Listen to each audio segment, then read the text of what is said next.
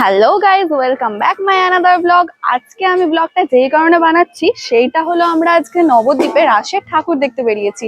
তো দেখতেই পাচ্ছ আমরা কত সুন্দর সেজে গুজে বেরিয়েছি, কারণ এখানে কিন্তু আজকে থেকে ঠাকুর দেখা দিনের বেলা থেকে প্রচুর স্টার্ট হয়ে গেছে। রাস্তাঘাটে এত ভিড় বলার কথাই না। তো চলো যাওয়া যাক ফার্স্ট প্যান্ডেল হপিং করতে। এখানে এত বড় বড় ঠাকুর করেছে না, রাস্তায় আস্তে আস্তে দেখা যাচ্ছিল কি বিশাল বিশাল ঠাকুর। সত্যি কথা বলতে আমি মালদায় এত বিশাল বিশাল ঠাকুর কখনোই দেখিনি।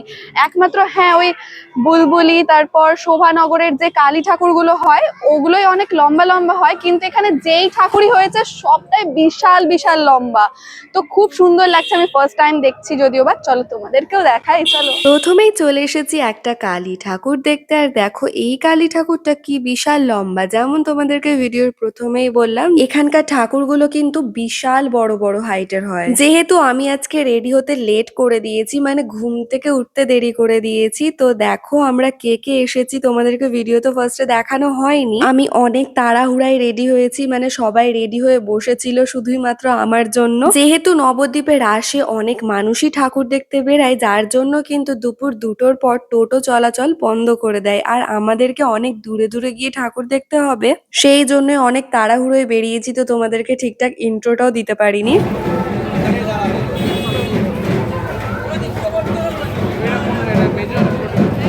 দেন চলে এসেছি আরো একটা ঠাকুর দেখতে। আর দেখো এইখানে কত ভিড়, আমি তো কোনো মতে ঢুকেছি ভেতরে। আর এই কালী ঠাকুরগুলোরই তোমাকে বোনগুলো দেখালাম, বড় বোন, মেজো বোন, সেজো বোন ও ছোট বোন। আমরা সবাই টোটো করে বেরিয়েছি। এই টোটোতে আমি, দিদি, জিদ্দা আর ভাগ্নি, আর বাকি আরো দুটো টোটোতে বাকি সবাই আছে। ওই যে দেখো সামনের দুটো টোটোতে বাকি সবাই আছে। আমরা টোটোতে যেতে যেতে অনেক বাজনা, অনেক ঠাকুর দেখতে পাচ্ছি। দেখো এখানে নরসিংহ করেছে। তারপরে আবার টোটোতে যেতে যেতে আরো একটা ঠাকুর দেখতে পেয়ে গেলাম। তারপরে আমরা চলে এসেছি নেক্সট প্যান্ডেল হপিং করতে। আর এই প্যান্ডেলটা দেখো কি সুন্দর ভাবে সাজিয়েছে, একদম ইউনিক। আর এইখানে কিন্তু সব জায়গায় বাজনা মাস্ট, যেখানেই যাচ্ছি সেখানেই বাজনা বাজছে।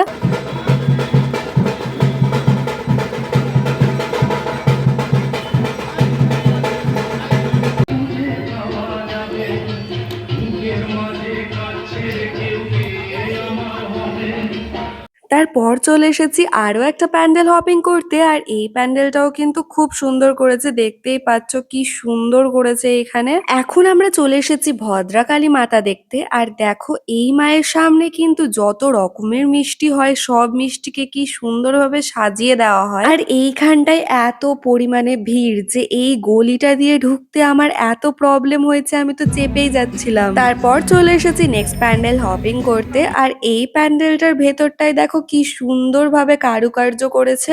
গাইজ দেখো, আমি কিন্তু নবদ্বীপে এসে মায়াপুর পেয়ে গেছি। এখানেই দেখো মায়াপুর থিম, রাধাকৃষ্ণ একদম সেম টু সেম। আমার কিন্তু এই রাধাকৃষ্ণর থিমটা ভীষণ সুন্দর লাগলো। তারপর চলে এসেছি আরো একটা ঠাকুর দেখতে। আর এই ঠাকুরটাও খুব সুন্দর করেছে, আর এইখানে যজ্ঞ হচ্ছে। তারপর দেখো চলে এসেছি আরো একটা প্যান্ডেল হপিং করতে। আর এই প্যান্ডেলটা বিশাল জায়গা জুড়ে করেছে, আর এর ভেতরটাও কি সুন্দর করে সাজিয়েছে। আমি তো এতক্ষণ অবধি যেসব প্যান্ডেল গুলোই হপিং করলাম তার মধ্যে এই প্যান্ডেলটা আমার বেস্ট লাগলো। তোমরা কিন্তু লাস্ট অবধি দেখে অবশ্যই জানিও কোন প্যান্ডেলটা তোমাদেরকে সব থেকে বেশি ভালো লাগলো। তারপর আবার চলে এসেছি নেক্সট প্যান্ডেল হপিং করতে। আর এই প্যান্ডেলটা কিন্তু একটু অন্যরকম লাগছে। এতক্ষণ অবধি যেই সব প্যান্ডেলগুলো আমরা হপিং করলাম সেই প্যান্ডেলগুলোর মধ্যে এই প্যান্ডেলটা একদমই আলাদা।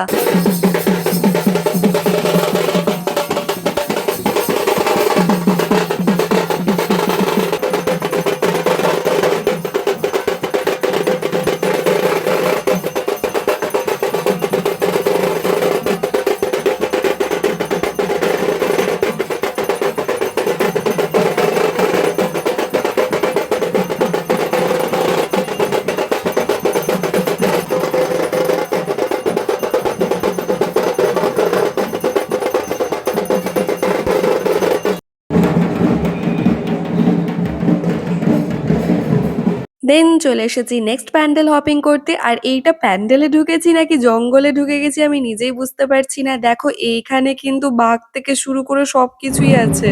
আর ঠাকুরটাও দেখো খুব সুন্দর করেছে, অন্নপূর্ণা করেছে।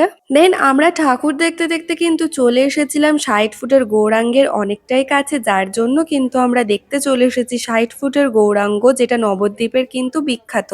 টিকিট কেটে আমরা কিন্তু একটা গুহার মতো রাস্তা দিয়ে ভেতরে ঢুকছি এখন। আর আমি এর আগেও এখানে এসেছি একবার, কিন্তু আমি ভুলে গেছিলাম যে আমি আগেও এসেছি। ভুলে গেছি কারণ এর আগে আমি যখন এসেছিলাম তখন আমি ক্লাস 8-এ পড়তাম, আর এখন যখন এসেছি তখন আমার গ্রাজুয়েশনও কমপ্লিট হয়ে গেছে। তবে ভেতরে ঢুকে আমার মনে পড়লো যে হ্যাঁ, এখানে আমি আগেও এসেছি। ভিডিও করতে করতে একটা খুব মজার জিনিস দেখতে পাই, যেটা হলো ওইদিকে দুইজন কিন্তু হাত উঠিয়ে উঠিয়ে নাচ করে রিলস বানাচ্ছিল, আর আমি হট করে এটা ভিডিওর মধ্যেই নিয়ে নিই। যাই হোক, এই 60 ফুটের গৌরাঙ্গের কিন্তু চারিপাশটা ভীষণ সুন্দরভাবে সাজানো গুছানো। তারপর দেখো চলে এসেছি এই মিষ্টি গোপালটাকে দুলাতে। আর এই গোপালটাকে আমি যখন দুলাচ্ছিলাম আমার পেছনে এত লোকের ভিড় হয়ে গেছিল, তাও আমি দুলিয়েই যাচ্ছিলাম, কাউকে দুলাতেই দিচ্ছিলাম না। এটাই কিন্তু সেই নবদ্বীপের বিখ্যাত 60 ফুটের গৌরাঙ্গ। তারপর এই ঠাকুরটা চোখে পড়ে, আর দেখো একদমই আলাদা। এখন ঘোরা কমপ্লিট হয়ে গেছে আমাদের, আর এখন এসেছি হোটেলে খাবার খেতে। ব্যাস এবার আমরা এখান থেকে খাবার খেয়ে যাব আবার হোটেলে যেখানে আমরা আছি, দিয়ে তারপর আবার ফ্রেশ হয়ে সন্ধ্যাবেলা আবার বেরাবো। তো এই ব্লগটা এতটাই। তো গাইস টাটা, আবার দেখা হচ্ছে নেক্সট ব্লগে।